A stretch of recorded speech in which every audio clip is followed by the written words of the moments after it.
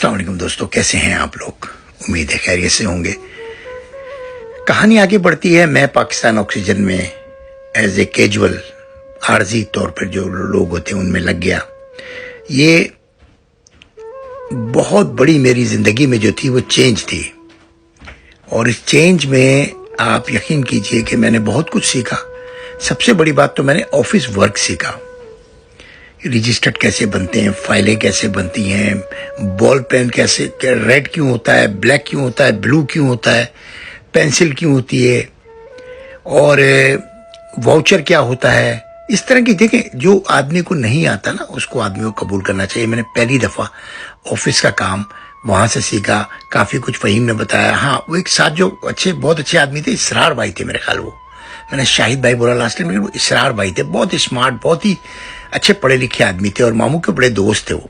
उन्होंने मुझको अपनी सीट के सामने बिठा के बहुत कुछ सिखाया कि ऐसे फाइल बनती है, ऐसे ये होता है, ऐसे वो होता है। छोटी छोटी बातें जो बुनियाद जिस पे आपका ऑफिस डिपेंड करता है। अच्छा, उसी ऑफिस के अंदर मैंने आपको बताया एक सामने साहब बैठते थे, वो मैनेजर थे उस सेक्शन के, सेल्स सेक्शन के मेरे ख्याल में, क्योंकि ये सेल्स सेक्शन था। थे तो उसमें दो मैनेजर, लेकिन एक मैनेजर साहब थे ही नहीं, या उनकी जॉब छूट गई थी, अब चले गए थे। वो बैठे रहते थे। अच्छा, उनका शीशा एसी का रूम था उनका, और वो रूम जो है ना बंद होता था उनका। मकसद वो शीशे से हमें देखते थे, हम उन्हें शीशे से देखते थे। तो उनके लिए मशहूर था कि यार बड़े खामोश रहते हैं ये। तो मेरा कभी उनसे वास्ता नहीं पड़ा। महीना डेढ़ महीना हो गया। एक दिन ऐसा हुआ कि मुझे किसी ने एक वाउचर दिया, और हाँ, करीम साहब ने मुझे जो अकाउंट में थे ना, उन्होंने मुझे एक वाउचर दिया। कहने लगे यार ये जाके ना साहब से साइन करा के ले आओ। तो मैं पहली दफ़ा उनके ऑफिस में गया। तो जाहिर है बाहर का जो ऑफिस जो जहां हम बैठते थे वहां तो 30-40 बंदे बैठते थे, मुख्तलिफ सेक्शन के सेल्स के ना। और उनका जो रूम था वो बिल्कुल उनका एक बेहतरीन आला किस्म का रूम था, बड़ा रोबदार। वो खुद भी बहुत रोबदार तबीयत के आदमी लग रहे थे। खैर, मैंने खटका किया और उन्होंने बोला आ जाओ। तो मैंने दरवाज़ा खोला और मैंने सलाम किया और मैंने कहा सर ये करीम साहब ने भेजा, इस पर साइन कर दीजिए।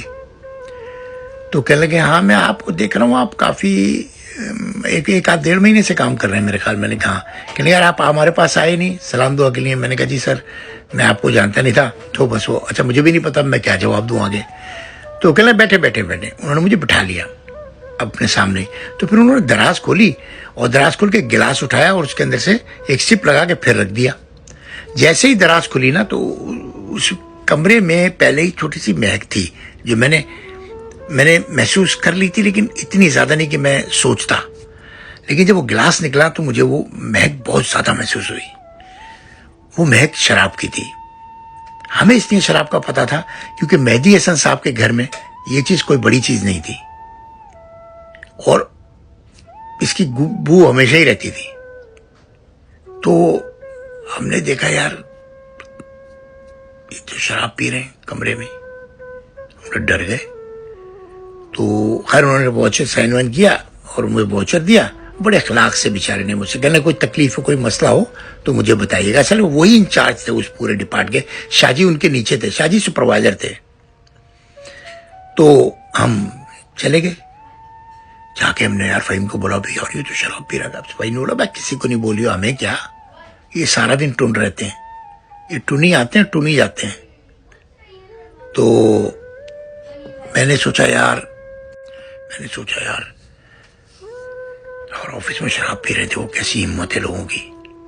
लेकिन वो क्वालिफाइड आदमी थे, उनको कोई जॉब से निकाल नहीं सकता था। कोई इस किस्म के टर्म्स होते हैं ना मालिकों के साथ, और वो कोई परवाह नहीं करते थे।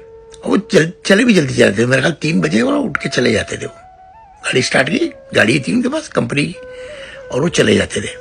अच्छा, साथ में हमारे जो था वो खाने का जब वक्फा होता था ना, तो 11:30 ऐसे 11:45 बजे सब अपना छोड़ छाड़ के वहाँ सब मैच में चले जाते थे।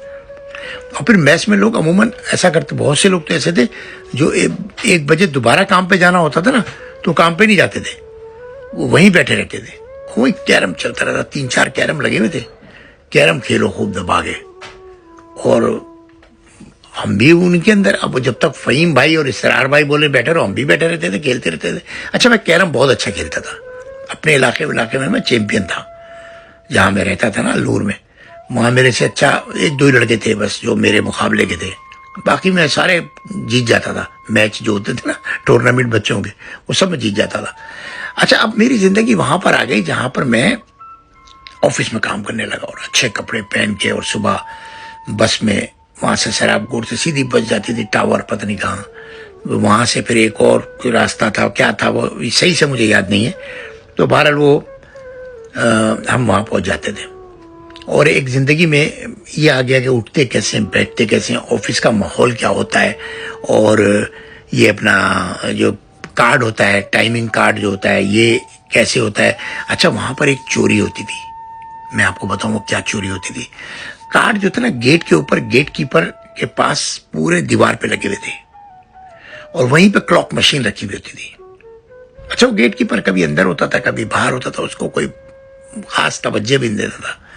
तो अमूमन ये होता था कि फ़हीम ये कहता था कि यार मैं जो 3 बजे जा रहा हूँ आज, तू कितने बजे थे? कहता, मैं कहता था मैं तो 5 बजे तक हूँ। तो कहता था बस 5 बजे जाइयो ना तो मेरा कार्ड पंच कर दीजिए।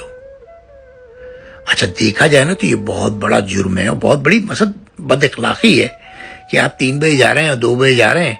और ये फ़हीम अमूमन करता था, इसरार भाई भी करते थे, शाहजी भी करते थे, सब करते थे। और वो एक दूसरे सेटिंग की हुई थी कि अगर तुझे जाना तो तू मुझे बोल दीजिए, मैं तेरा कार्ड, तो डबल कार्ड पंच करते, 2 कार्ड उठाए, खट खट खट खट और बस लगा दिया। वो बैठा भी होता था ना तो वो देखता नहीं था, और वो क्या देखता था, वो तो एक चाय की मार था। पाकिस्तान में तो ये ना, रिश्वत दो ऐश करो। खैर, वहाँ अमूमन मैं जो उसका फ़हीम का खाली कार्ड मैं कर देता। कभी कभी इसरार भाई भी मुझे कहते थे कि मैं ज़रा जल्दी जा रहा हूँ तो यार मेरा कार्ड पंच कर देना। वो फ़हीम को कहते थे उसूलन तो ना, फ़हीम मेरे जिम्मे डाल देते थे, यार तू कर दीजिए। अच्छा, ये चलता रहा। अच्छा, तनख्वाह मिली, तनख्वाह भी बड़ी अच्छी थी यार। फिर उसमें ओवर टाइम भी था, ओवर टाइम डबल पैसों का था। अच्छा, और अच्छा हमारा जो सेक्शन था उसके बराबर में बहुत बड़ा चबूतरा बना हुआ था, फर्श ऊंचा, और उसके ऊपर आके ट्रक लगते थे और वहां पे सिलेंडर रखे होते थे। एक तरफ वो भरते जाते थे सिलेंडर, खाली सिलेंडर उतरते थे, वहीं भरते थे, भरने के बाद वो इधर लोड होते जाते थे। तो इतनी तेजी से काम होता था कि दिन में सैकड़ों ट्रक आते थे और जाते थे वहां से। तो बहुत ही अच्छी फैक्ट्री का माहौल था, और अपना तो ऑफिस वर्क था, अपना तो छक्का लग गया कि भाई यार मजा आ गया। अब कोशिश ये कर रहे थे कि यार किसी तरह पक्के हो जाएं, पक्के हो जाएंगे, तनख्वाह भी डबल हो जाएगी, अच्छी हैंडसम तनख्वाह हो जाएगी, और ट्रांसपोर्ट भी मिलेगा, खाने का भी मिलेगा, ये भी मिलेगा, वो भी मिलेगा, बड़े फैसिलिटीज होंगी। अच्छा, मामू अपनी तरफ से बेचारे कोशिश करते थे, लेकिन मामू भी इस तबीयत के थे कि वो ज्यादा किसी का एहसान लेना नहीं चाहते थे बेचारे ना, क्योंकि वो इज्जत से वहां काम कर रहे थे।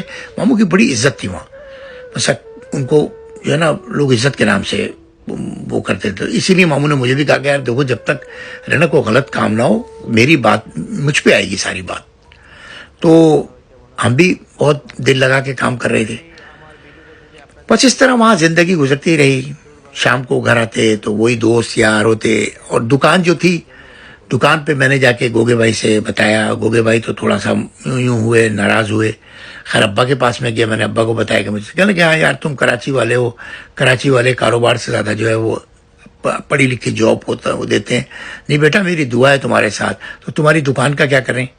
मैंने कहा नहीं अब्बा जी, मैंने कहा बाबू जी आप दुकान रखें, दुकान आपकी है, किराया देते रहे बस उसको ईमानदारी से, मुझे कोई लेना देना नहीं है दुकान से ना। तो कहने लगे अच्छा। मैंने कहा अगर हो सके तो मेरा छोटा भाई है उसको रख लें आप। तो कहने लगे हाँ हाँ भेज दो कल से।